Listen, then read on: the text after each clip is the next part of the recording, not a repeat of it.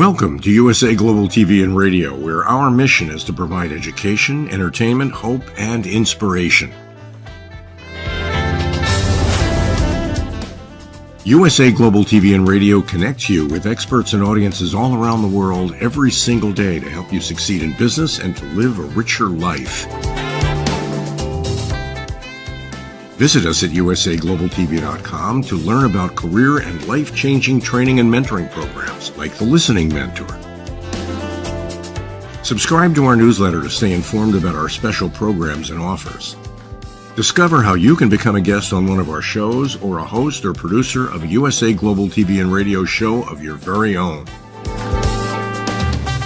That's USA Global TV and Radio, where the doctor is always in.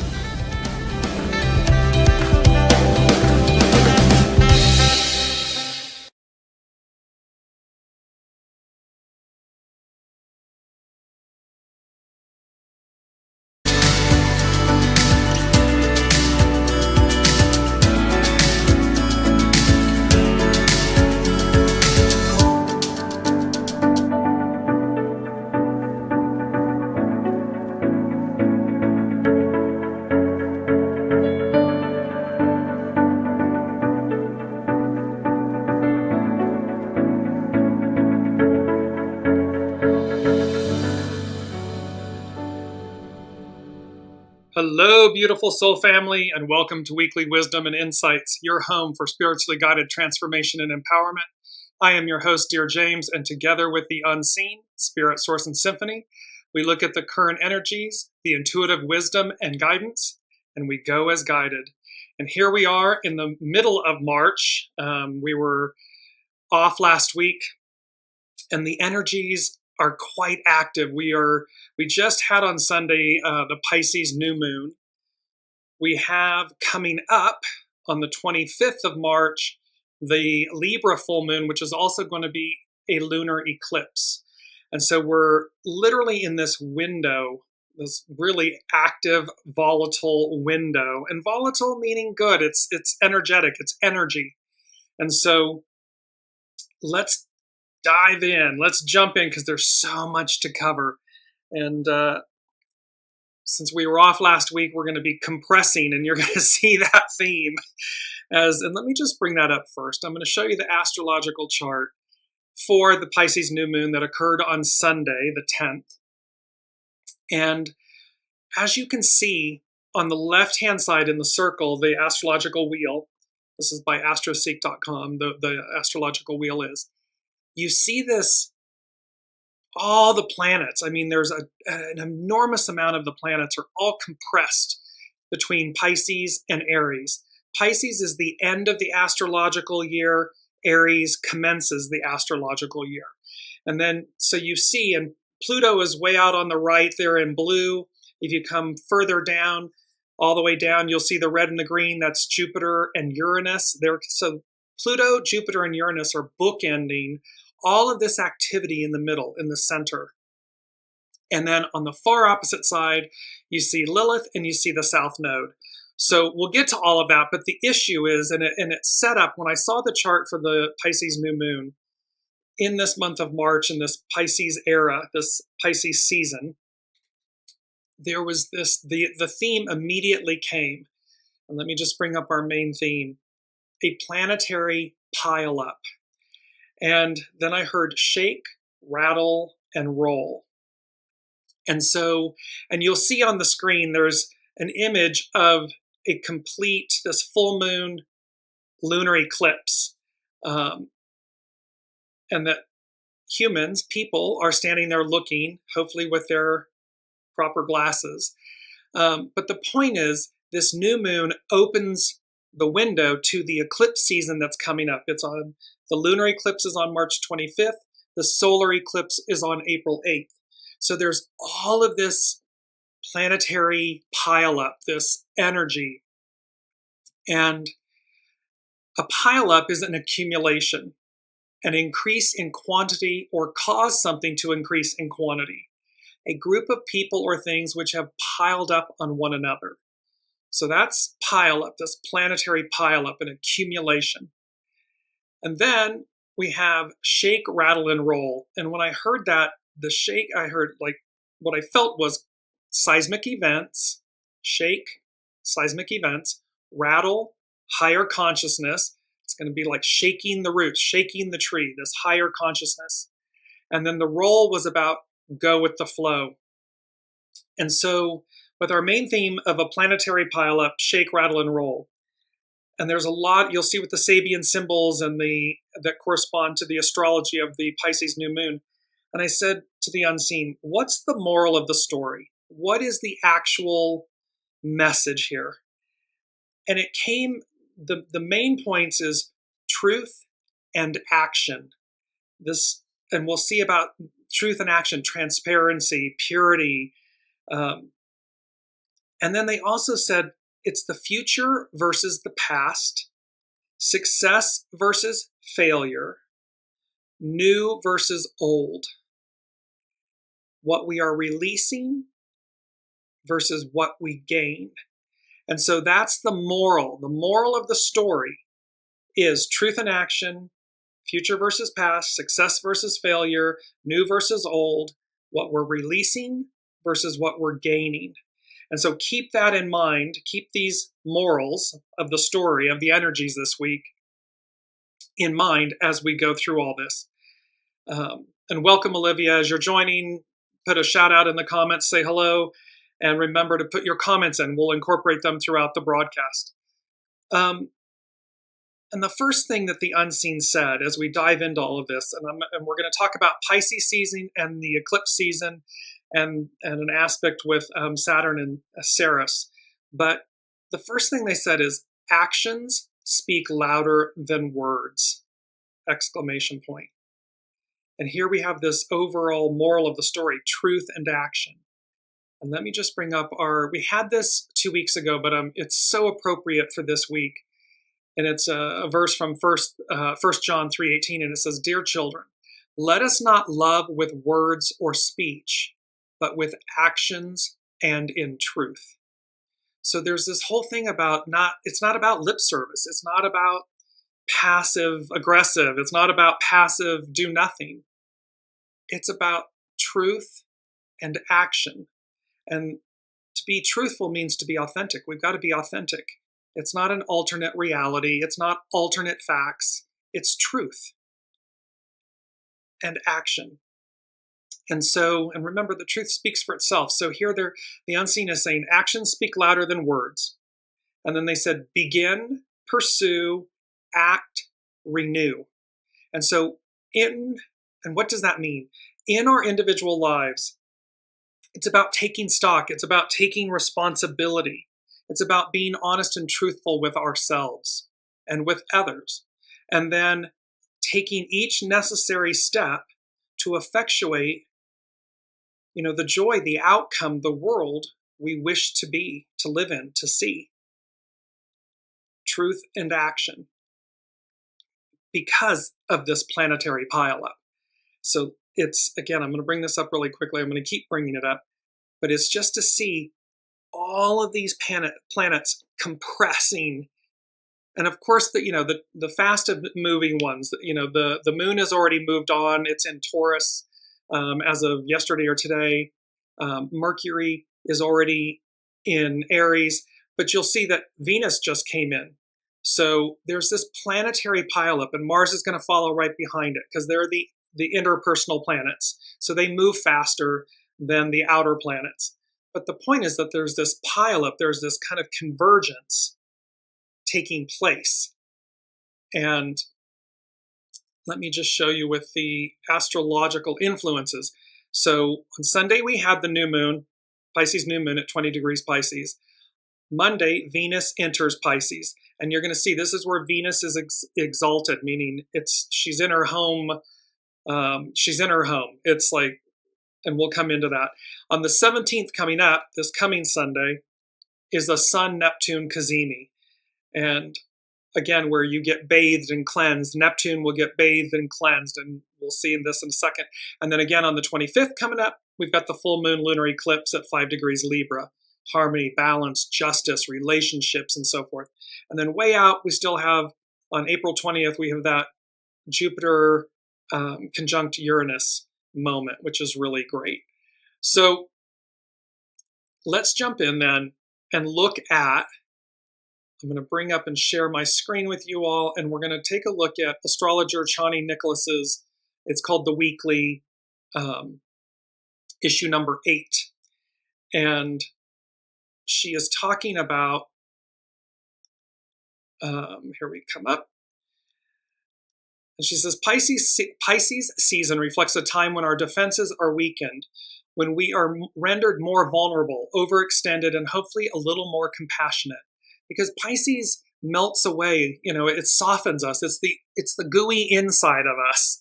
And this is why she's saying we're weakened, our defenses are weakened because we become more vulnerable, meaning our soul self, more of ourself, compassionate. Pisces is the last sign of the zodiac. It is the end point before the wheel begins again. It is a cocktail of all that came before it and a kind of cosmic melting pot, because again, it completes the astrological year. On March 17th, one of the more important transits of this season will occur. The Sun and Neptune will meet up in the final degrees of this water sign to form what is called a CAZIMI, being in the heart of the Sun, in the heart of. Neptune is a planet of delusions, fantasies, ideals, divinity, intoxication, escapism, reverie, and bewilderment. Pisces is known for its boundarylessness, mysticism, and penchant for shape-shifting, evaporating, converging, feeling, crying, and waxing poetic. It wants to become one with something greater than itself and often attempts to do so by merging with everything around it. Wounds, worries, wonder, and all. You could say that Neptune and Pisces are a perfect match or an overindulgent one. So there's going to be a need here to remember that in our feelings, it's wonderful. We absolutely want to be in our feelings, to let our guard down, to truly be our authentic selves. At the same time, be mindful of overindulgence, of not taking things to an extreme, all in moderation. She goes on to say, Chani Nicholas goes on to say, moments in time that have a hefty Piscean signature, such as this week, often align with events that detail astounding altruism and loving kindness, but they can just as often align with confusion, burnout, deception, and sacrifice. It's like, which wolf are we feeding? That's the moral of this. It's a slippery setup which teaches us that little can be taken at face value and we need to prioritize our boundaries. So again, be mindful here of where we are giving away our power, or we too in our emotions and feelings that we are losing sense of ourselves and our ability to manage and take each next step. She says, a saving grace, Venus in Pisces. So Venus enters Pisces. On March 11th, 6 days before the Neptune CAZIMI, Venus will join the Sun, Saturn, and Neptune in Pisces. Because Venus governs beauty, art, culture, curation, love, relationships, and pleasure, and because Pisces is the sign of its exaltation, all things it represents are meant to be in superior prominence now. Venus in Pisces signals a time when love flows on tap. What an awesome, awesome, awesome thing. Think about love flows on tap. Oh, what the world needs now. Love, sweet love. I mean, it's that type of moment that is needed. This could sound like an incredibly insensitive prediction to give to a world that is ravaged by war, famine, genocide, and violence. But she also hopes that it can lift our spirits and direct our attention to the sweetness amid the bitter. Venus in Pisces heralds a time when the necessity of beauty, love, and connection, and the healing power of art reigns supreme. So this is a supreme moment.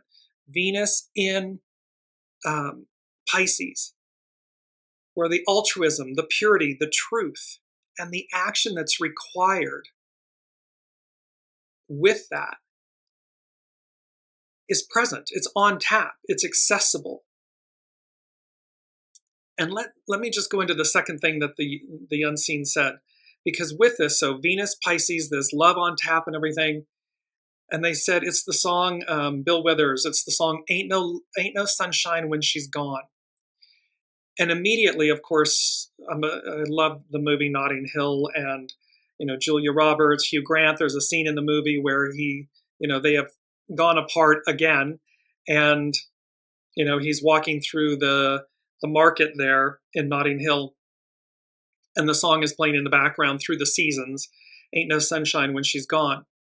The other thing that came with that is divine feminine, and then this image of Demeter and Persephone, and how when Hades captured Persephone, the daughter of Demeter, and took her to the underworld, that she was so filled with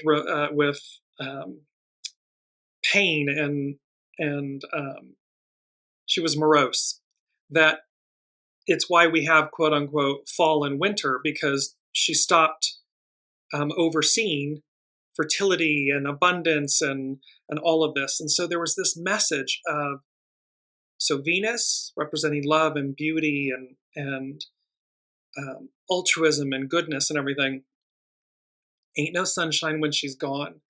And that there's no sunshine, and the divine feminine, representing the divine feminine, it does not mean solely the feminine, meaning women. It means the divine feminine aspect in all of us. When the divine feminine is absent in us, is degraded, diminished, ain't no sunshine when she's gone. And so for all the men listening, for all the women listening, it's the divine feminine aspect. And because what the unseen was saying is that it represents hope, goodness, purity, love, fertility, abundance. And what the world needs most at this moment is the return of this divine feminine aspect within all of us, within the whole of the whole. So let's move forward to, where I'm going to share my screen again, and we're going to go to Pam Youngin's North Point Journal, another wonderful astrologer. And she is speaking to, in this beautiful image, it's by Conger Design from Pixabay on Pam Youngin's North Point Journal for this week. And she says, eclipse season. With the Pisces new moon behind us and a lunar eclipse full moon less than 2 weeks away, we are now at the entrance to eclipse season. During this 6-week portal, events and changes occur that bring our lives into stronger alignment with our soul's path and greater destiny. See, eclipses eclipse things out of our lives. They bring, so that we empty the vessel, we bring in the new. What we are releasing versus what we gain. And so, and this alignment with our true path and purpose, our destiny. And this truth and action, it's the way we get there.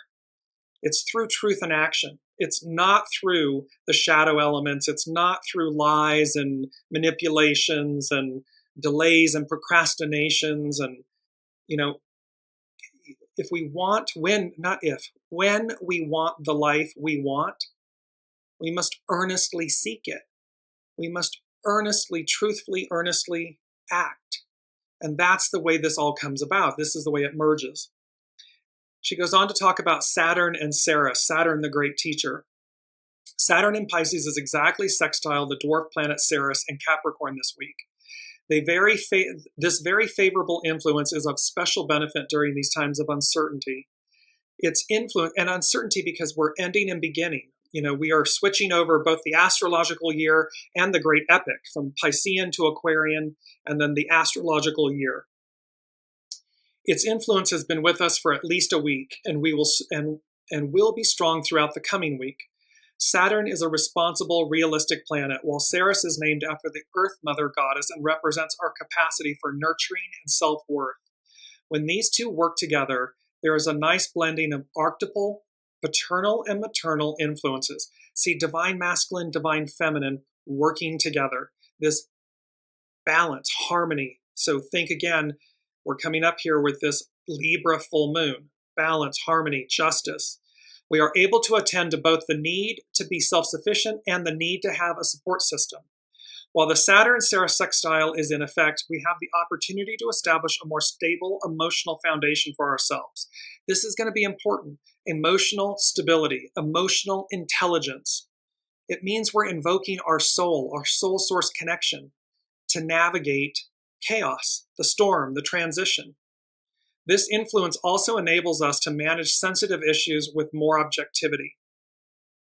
To assist in this, we may want to create a routine that includes daily self-nurturing and time to connect to our essential self, especially if we have tended to be overly focused on work and outer world responsibilities. So if we're all in the ego mind personality, we need to rebalance. We've got to bring it back into harmony and create new routines in our day-to-day. And just the simplest thing, create new activities in our day-to-day. Shift one thing each day. Wake up differently. Do the first thing differently. Insert something into your day that pivots so that it alters and creates a daily self-nurturing regime. It doesn't have to be repetitive, meaning the same thing over and over again. Simply the act of creating a new each day becomes your mantra and your action, your regimen. The Saturn-Ceres aspect also gives us a better understanding and compassion for those who are struggling. It helps us support and care for others, but in a way that enables them to take ultimate responsibility for their own well-being. Any attempts to rescue someone or to take on their problems for them are not likely to have positive results. See, this isn't about being the hero. This isn't about saving someone else. That's an inside job. We're meant to show up and take action. We can assist, but from a way that empowers others, not that allows them to become dependent upon us. That's not the moral of the story. Truth and action is. So, shake, rattle, and roll is. Let's now move into, I want to bring up our mantra, and it's so beautiful. It's beautiful lion. Opposite Aquarius is Leo, and it's have courage and be kind. This is a theme throughout the most recent, I think, Disney Cinderella movie. This have courage and be kind. And there's such power in truth. And you see the lion, here, it's full regalia and yet completely composed and relaxed. It's the courage speaks for itself. It just is. And there's this be kind. See, it's not ferocious. It's not attacking. It's not devouring. And this is true of ourselves. Have courage and be kind. Because when we are sovereign, when we are in our sovereignty, connected to it, we don't need to yell and scream and intimidate and browbeat and oppress and suppress. It's bull. It's ego mind chatter. It demonstrates the shadow, the insecurities. And when we just are, it's so empowering. It's about surrender. When we're that surrendered, we're that empowered. Because that's an illusion. We see the illusion for what it is. And so we walk with grace. We walk with courage. We walk with kindness and strength. It just is. So it's a beautiful mantra for us this week. As we move, let's move into, put my specs back on, and we're going to move into the SABIAN symbols. Sorry, I had a little mental glitch there. And let me just bring this up really quickly. Sorry. On the astrological influence, you see that the message is about reinvention. And reinvention is the act of producing something new based on something that already exists, or the new thing that is produced. So there's, again, with this planetary pileup, shake, rattle, and roll, truth and action, there's this reinvention, this act of producing something new based on something that already exists, reinventing ourselves, reinventing the world we live in, this reinvention. And so now let's move forward, and we'll see how this works with the SABIAN symbols. Because the first symbol up, and you'd want to talk about a powerful symbol for reinvention, So on the astrological wheel, just show that really quickly, it's Pluto sitting up there at 1 degree Aquarius. The Sabian symbol is 2 degrees Aquarius. And so it says an unexpected thunderstorm. This is for the Pisces new moon. So an unexpected thunderstorm. The need to develop the inner security which will enable us to meet unexpected crises. An interesting connection can be made between the symbols of Taurus 1 and 2 degrees, a clear mountain stream, and an electrical storm, and those for Aquarius 1 and 2. 270 degrees apart, a waning square in the terms of a cycle of relationships such as the astrological lunation cycle. In the first case, we deal with energies or activities that can be related to the natural development of the individual. But here, we are primarily concerned with social, collective processes and the function of the individual within them. Aquarius is we the people. And so it is how we as individuals, the I, it serves the we, is a part of the we. The symbol itself, an unexpected thunderstorm, could be given a very positive meaning in an arid environment.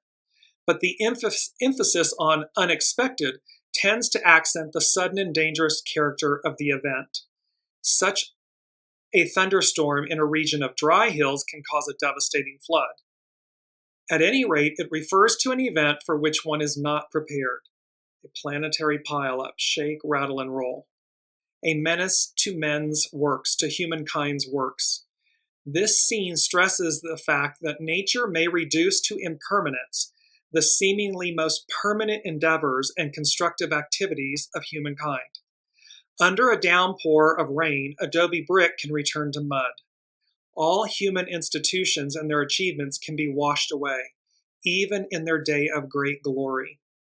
Dust you were, dust you must become. This is nature's challenge.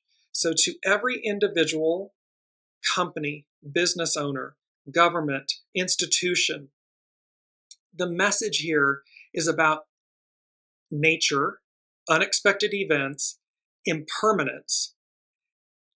And remember, to go roll, to go with the flow.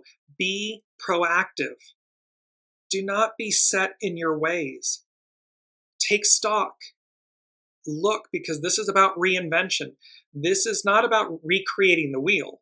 This is about dismantling it so that there's reinvention, there's renewal that's based on something that came before. But it's all about the new. It is not about maintaining the old. Old institutions, old structures, old foundations, old ways of thought. That's all over. The Piscean era is complete. It's over. It is the Aquarian age. This time for, because number 4, it's foundational. And they said, the unseen said, there's a mission, ... and we're on it. Success is assured. And then they reminded me of the image, and bringing it up, of this accelerated blast off. So, and it's number 4, it's foundational from the unseen. So they're saying to us, there's a mission and we're on it. And this applies equally to our individual lives. So don't think for a second that, that here we are in our human flesh and bone bodies and everything, and that we're just, that's it.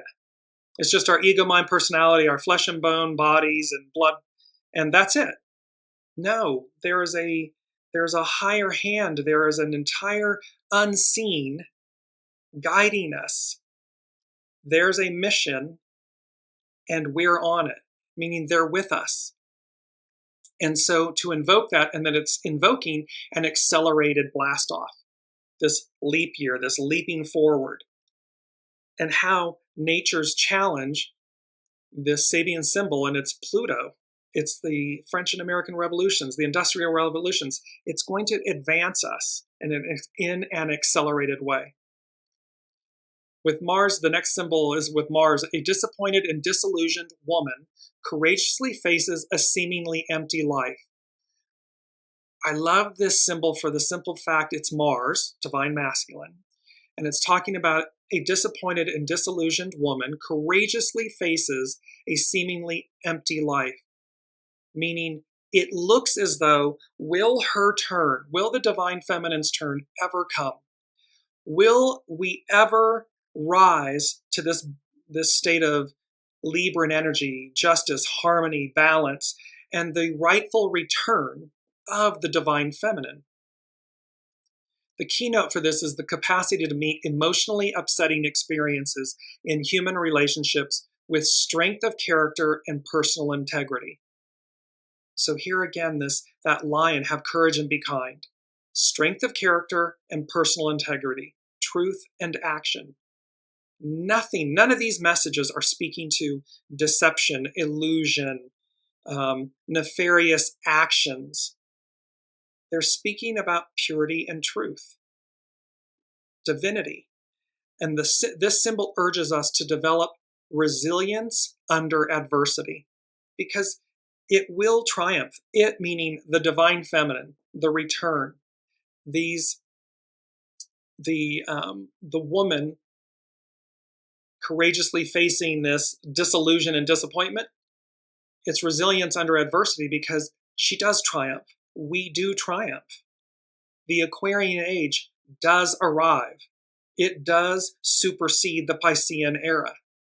And we do it with grace and courage and tenacity and joy. Joy. Let us celebrate the return of the divine feminine in all of her beauty, her goodness, her strength, her nourishment, her care. Because the divine masculine without it runs amok. It runs roughshod. It is not in its highest purity without her. When they're together, it's a power couple. And power couple meaning the most balanced and harmonic. And this is true within ourselves. So as much as we see this externally and businesses, institutions, governments, it applies. When we are harmonic like this, there's nothing that we cannot accomplish in the most positive, nurturing, beneficial way. Absent that, it's mayhem, chaos, and destruction. And we get to choose. Next up is Venus. Her symbol is at 29 degrees Aquarius, a butterfly emerging from a chrysalis. The capacity to utterly transform the character of one's consciousness by radically altering the structural patterns of everyday living and the types of relationship one enters upon. See, this is about transformation, metamorphosis. And it's also about, I love this piece, and by radically altering the structural patterns of everyday living and the types of relationships one enters upon. It's recognizing our patterns. It's recognizing why we do things, the shadow aspects, and then correcting them. This is the second time within a very short span of the cycle that the butterfly symbol appears. Here, what is emphasized is the process of metamorphosis itself. It is the fourth symbol of a fivefold sequence, and it stresses the essential character of the activity required at this stage of the cycle. Nothing short of a complete renewal of all the implications of being alive as a human individual will do. See, we got to shake, rattle, and roll. They're shaking the roots, the trees, the foundations, because nothing less than this, nothing short of complete renewal will do. A radical change is needed. At this stage, this change is individual and mental, and it should be seen against the background of humanity as a whole. What is revealed is the potential ability of every human being to participate in a higher realm of evolution after their emergence from a critical state of transition. So what is revealed is the potential ability of every human being to participate in a higher realm of evolution after their emergence from this critical state of transition. The key word for this symbol is metamorphosis. In spiritual terms, this implies initiation, meaning entering a higher realm of conscious existence and thereby joining a sacred company. This as above, so below connection, this Aquarian age, matriarchal, Aquarian, divine feminine, and how it lifts us into a higher realm of consciousness, of existence. And we get there after a state of transition, reinvention. Next up, let me know in the comments how this is resonating with everyone. It's quite fascinating. I love this week, and it's very powerful. And while we're here, let me before we move on from this, because that was the symbol for Venus, and number 3 from the unseen was On the Wings of Love. It's a beautiful song, and I didn't write it down, so I apologize. I'll put it in the notes who it's by. But I heard On the Wings of Love, and it's number 3, so it's the Trinity. And Venus, and then Venus in Pisces, and that it's exalted. Olivia is saying, resonating with me, and I sure need it. Yeah, same here. It's a beautiful moment.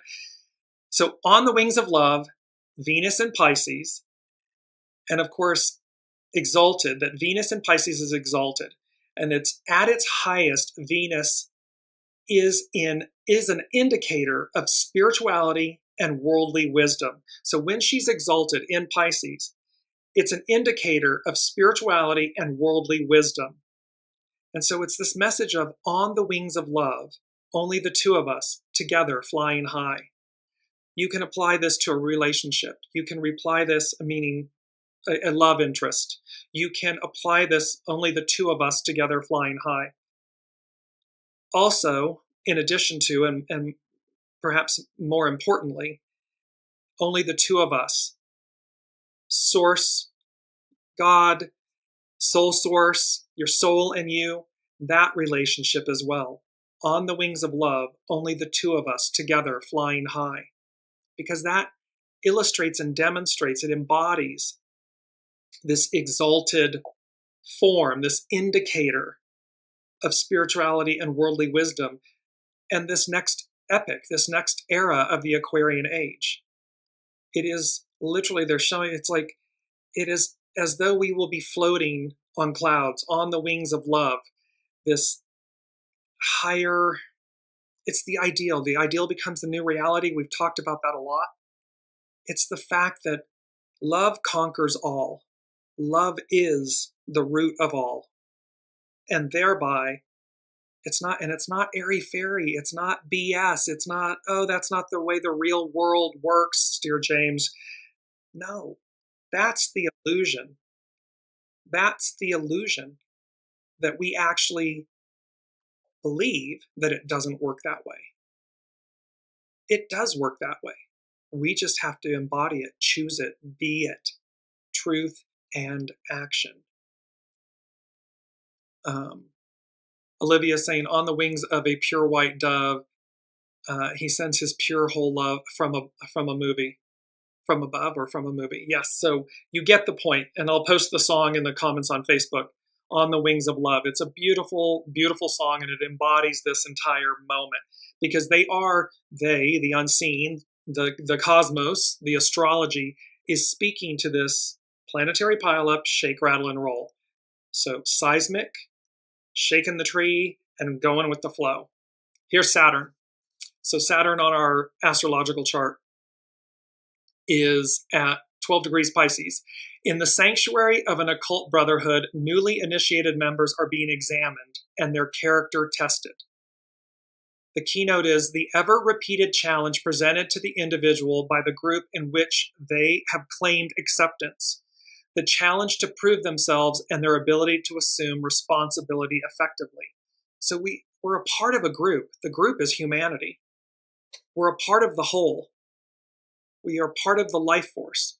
And so here it's saying, at any level of activity, sooner or later, life itself demands of the individual that he or she stand up clearly and unequivocally to the ideal they themselves have declared publicly their own. At the occult level, occult meaning wisdom, at the occult level, the testing seems to be controlled and irrevocable. The initiate has become a constituent part of an integrated field of mental, spiritual activity. They are therefore controlled by the structural order of the group. See, we come in, we're born, we're a part of this constituent part of an integrated field. Here we are, 8 billion souls on the planet. They are no longer seeking. Having found their place, they must prove themselves able to fulfill the function associated with it. Soul purpose. Our purpose is greater than ourselves. They are no longer free as an individual, for they have become a part of an integral whole operating under structural principles of immense antiquity. See, this isn't about me, ego, mind, personality stuff. This is about being in service to our soul, that our purpose is greater than ourselves. And thereby, with that in mind, as the custodian, I'm the custodian of my life. I'm the custodian of my relationships, my interactions, my speech, my words, my actions, my thoughts, because it's greater than myself.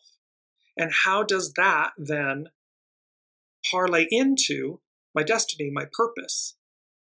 But it's not an ego, mind, personality-driven purpose and destiny. It's a soul-driven purpose and destiny. And this is Saturn, the symbol for Saturn, the great teacher. This second symbolic stage of unfoldment stands in contrast to the first in that the individual is now bound by collective laws and traditions. At a mundane political or business level, they are the junior executive incorporated into a hierarchical institution. They must at all times prove their worth. Qualification is the apt keyword. So Saturn is there testing us, teaching us, and testing us. Are you qualified? And remember, God doesn't call the qualified.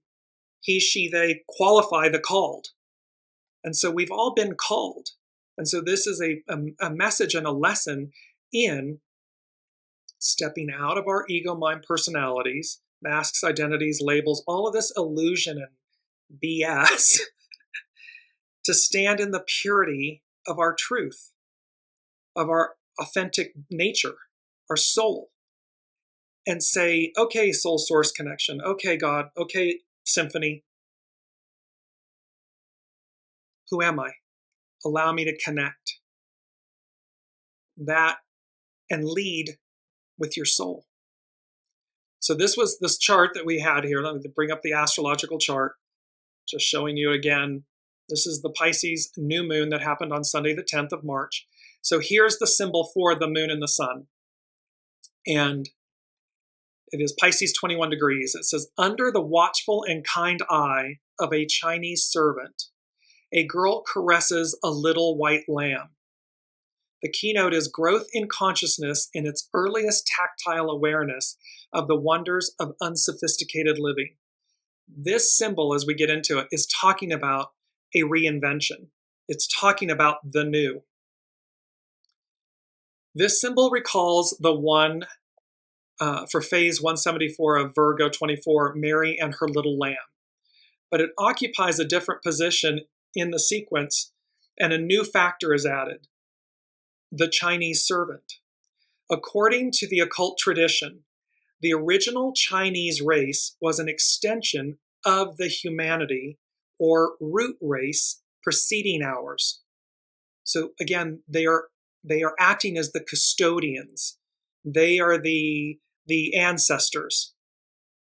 So according to occult tradition, the original Chinese race was an extension of the humanity or root race preceding ours. Thus, the stress upon the biological factors of family and ancestors, and on the dualism of the yang and yin interplay. The, quote, Chinese servant represents the past as a servant of the new evolution. The white lamb suggests the sign of all beginnings, Aries. And white meaning pure, innocent, new.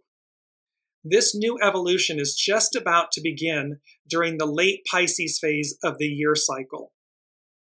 It is as yet an ideal, a pure, innocent, ideal loveliness.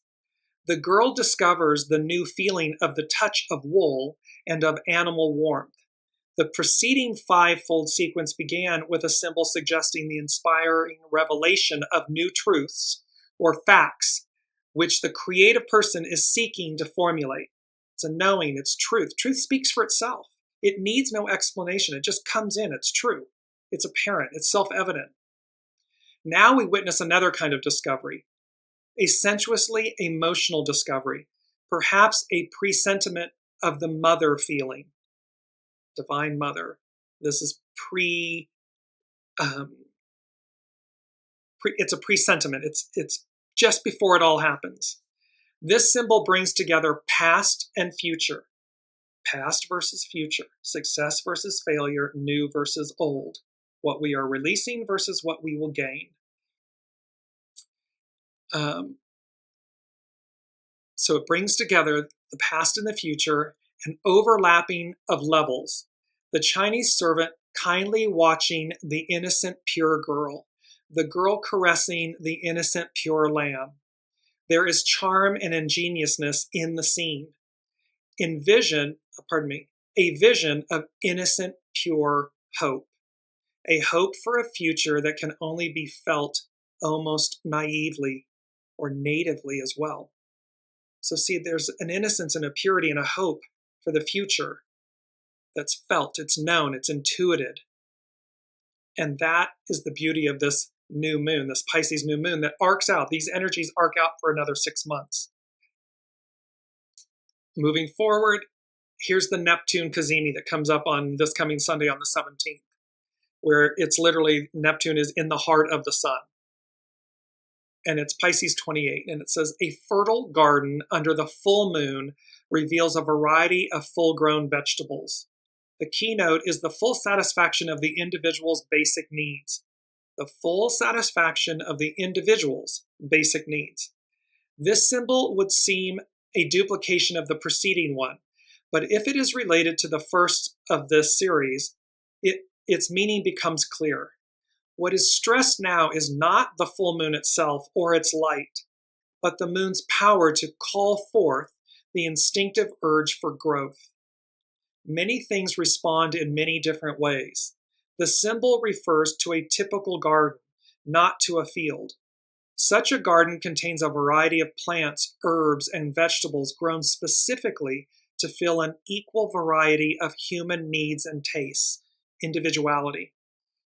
However, it's the light of the moon, it's the pull of the moon that is stressed because it's calling us forth, it's instinctual. In this sense, this third symbol combines the meanings of the first two. It is a symbol of abundance, an abundance fitted to individualized requirements and wants. So here again, when they're talking about ain't no sunshine when she's gone, the divine feminine, Demeter, Persephone, that it's about hope, goodness, purity, love, fertility, abundance. And here, the symbol for Neptune's CAZIMI coming up is this fertility and abundance to the individuals, meaning that we will individually receive the abundance, the taste, the joys, the happiness, the things that bring us happiness and joy, because they're unique and individual to each of us, and yet collectively they ripple out. It's energetic in that way. Now Mercury, I'm going to bring up the astrological chart again. See, Mercury is leading that whole cluster, that pileup, that planetary pileup. Mercury is at 0 degrees Aries. It literally, 0 degrees Aries begins the astrological year. And here's Mercury, the messenger, at the forefront, leading the way. And this is a very powerful Sabian symbol. A woman just risen from the sea. A seal is embracing her. The keynote is emergence of new forms and of the potentiality of consciousness. So new forms, reinvention, something based on the old, women, a woman, divine feminine, the sea of life, the soma, the wholeness of all. This is the first of the 360 phases of a universal and multi-level cyclic process, which aims at the actualization of a particular set of potentialities. All of the Sabian symbols by Dane Rudhyar, this is from Dane Rudhyar, an astrological mandala.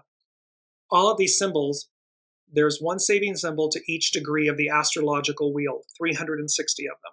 And so it's a cyclic process, and it's a set of potentialities. These potentialities in the Sabian symbols refer to the development of humankind's individualized consciousness, the consciousness of being an individual person with a place and a function, a destiny, and in the planetary organism of the Earth, and in particular, and in a particular type of human society and culture. So these symbols tell stories. That's why they're so fascinating and hopefully empowering for all of you, because at each given moment, we can look at a horary chart, an event chart, and see where the astrological symbols are and apply the Sabian symbols, and those Sabian symbols tell us a story like they are right now. To be individually conscious means to emerge out of the sea of generic and collective consciousness, which to the emerged mind appears to be unconsciousness. So from out of chaos, the immortal waters, into earth, a incarnate existence. Pardon me. Such an emergence is the primary event.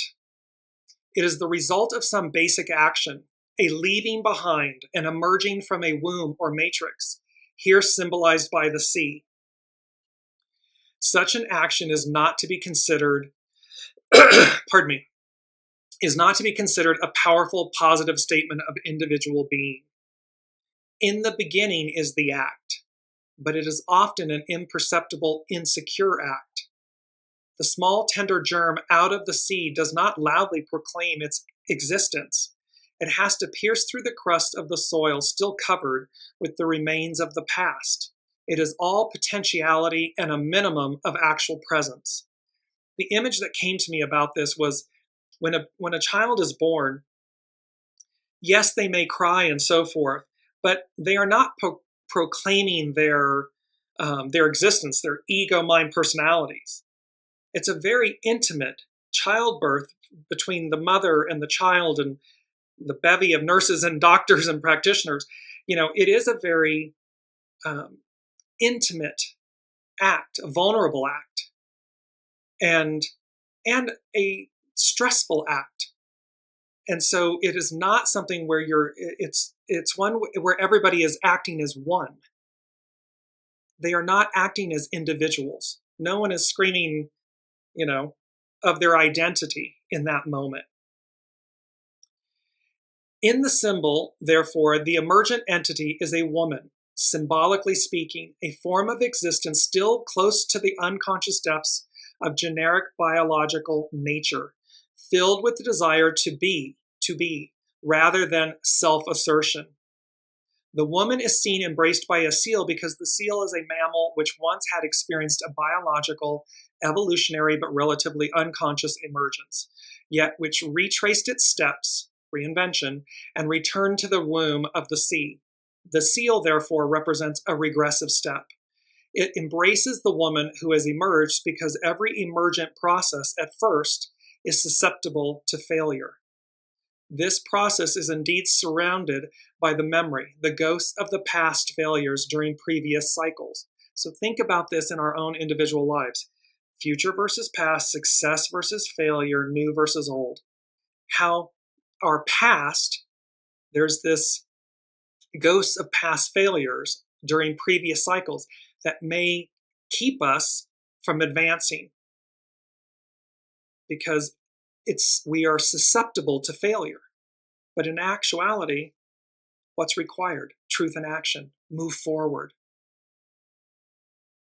The impulse upward is held back by regressive fear or insecurity. The issue of the conflict depends on the relative strength of the future ward and the past ward forces. See, have courage and be kind. Advance. Truth and action. Advance. The strength of the future, of the new, of success. The possibility of success and that of failure is implied throughout the entire process of actualization. Every release of potentiality contains this twofold possibility. It inevitably opens two paths. One leads to perfection in consciousness. Perfection meaning truth, purity, connection. The other to disintegration, the return to the undifferentiated state, the state of humus, manure, cosmic dust, death, because we're buying into an illusion, meaning to the symbolic great waters of space, to chaos. This symbol refers to the impulse to be. So the impulse to be, and how it gets that impulse to be, I am. Not ego, mind, personality, I am, but the impulse to be. To be means I am. It's the image, it's our mantra. It's the image of the lion, resting peacefully and yet fully themselves. Every ounce of just, I don't know, like the power that is embodied in this lion. And yet the peace, the courage, the tranquility. That is the impulse to be.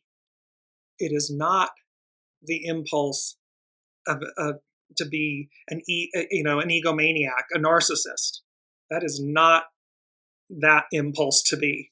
That's the shadow side of it. So as we're rounding up here, we're going to finish with these last two and then our quote. The last two, they are on the far side of the chart. I'm bringing it up. It's on the far side. It's Lilith and the South Node. With Lilith, a Ouija board, the keynote, the ability to contact deeper recesses of the unconscious psyche and sensitiveness to psychic intimations and omens. So this is connecting to our intuition, to our soul source connection, the unseen. The Ouija board is to be considered here a modern device similar to many ancient instruments used for divination and prophecy. Certain states of threshold consciousness are stimulated by such a use, and what the experience produces may vary greatly in quality and in origin. The release of unconscious material has lost the explosive force pictorialized in the preceding symbol. Yet at this stage, there is still no conscious or willful control over what reaches the ego consciousness. This symbol is at best a stage of transition, which stresses a passive openness to the unknown. The glamour of it may subtly pervert the mind of the aspirant. So the intrigue, the glamour of it, this is where the rubber meets the road. Intuiting for people, being in your soul source connection, a clairvoyant, a psychic, an intuitive, when we engage these divine gifts, tools, it's like the doctor's oath, do no harm. It is with absolute reverence and purity and goodness and truth. They are never to be used in an illicit manner. So there's no glamour. There may be awe and wonder and reverence, but not glamour. The glamour of it may subtly pervert the mind of the aspirant. But in some cases, this can be the first manifestation of inner guidance. The difficulty is to correctly evaluate what or who does the guiding. See, it's about knowing, it's about maintaining purity. It is about, and it being absolute. It is non-negotiable. So that when you know, you have great clarity in knowing that how you utilize your divinity, your divine gifts, how you connect, and the way you use them is with reverence and purity and goodness and do no harm. And thereby, you don't have a shadow aspect prevail. And last but not least, and we had this in a couple shows again, the South Node is holding at that degree. It's 18 degrees Libra, and it's the two men placed under arrest, a breakdown in the constructive relationship between the individual and society, and the expectable result. And at the end of the day, what this symbol speaks to is, and it says, negative as the image may seem, one may see implied in it the power in every individual to assume social risks, to express their convictions or deepest desires. Nevertheless, one thing is needed: facing the consequences. So it says, while there is individuality and a healthy ego-mind personality, however, when utilizing nefarious elements, oppressing, suppressing, lying, diminishing, all of these shadow aspects and elements, you may do so. However, know that you must face the consequences of that, because the actual symbol is two men placed under arrest, because it's a breakdown in the constructive relationship between an individual and society. Society functions properly because there is trust and truth and decency. Absent those things, it's just mayhem and chaos and anarchy. So these symbols, this Pisces new moon, to wrap this all up and put a big bow on it, these symbols are speaking to us about, and it's number 5 from the unseen, the age of Aquarius and the Tropic of Cancer. And the Tropic of Cancer, this is something very interesting, and this is from Ian Ridpath's, I'll post this. But in the Tropic of Cancer, there are particular stars, and there's a mass of stars. 2 of the stars are known as the asses, meaning the donkeys. And then there's this cluster of stars that's known as the manger. It harks back to, Master Jesus being born in a manger, riding into Jerusalem on a donkey, this kind of biblical narrative. And then the Tropic of Cancer is the latitude on Earth at which the sun appears overhead at noon on the summer solstice, June 21st. In the time, and it's about 23rd, it's the 23rd and point and a half lateral northerly circle of latitude. And it's also known as the Northern Tropic. But the point is, and they're saying, in the time of the ancient Greeks, the sun lay among the stars of Cancer on this date. But the wobble of the Earth on its axis, called precession, has since moved the summer solstice from Cancer through neighboring Gemini into Taurus. And here we are. So the summer solstice on June 21st will be in Taurus. This is where Jupiter and Uranus are, the great benefactor and the higher mind of Mercury. Expect the unexpected. So here we have this age of Aquarius and the Tropic of Cancer. And what came with this is eternal spring. What the phrase that came was eternal spring. And so have this image. We're at the 23rd and a half latitude line around the top of the Earth, around the globe. It's the highest lateral latitude on the globe, north. So on the pinpoint of it. Imagine at some previous point in existence, this eternal spring. It's not summer, fall, winter, it's eternal spring, this perfect paradise. And then it had a double entendre meaning, because it was both about climate, eternal spring, a season, and living waters, eternal spring, like the living waters, soma, the life force. That's what this whole planetary pileup, shake, rattle, and roll, truth and action, all of it is ushering us in, leading us to this age of Aquarius and the Tropic of Cancer, this utopian state, this eternal spring, paradise, when I say the return of living waters, the descent of the Holy Dove, the Holy Spirit, baptism by fire, renewal, reinvention. Last but not least, and we're closing it all out, is our beautiful quote. And I love this because we have used it before. It's just a beautiful reminder. Humankind has not woven the web of life. We are but one thread within it. Whatever we do to the web, we do to ourselves. And this is by Chief Seattle. So it's to remember, we are the guest at the table. We are not the master weaver. We are the guest. We are the custodian of this life experience. We are the custodian of the earth. And we are the custodian of one another. So with that, with this planetary pileup, shake, rattle, and roll, have courage and be kind.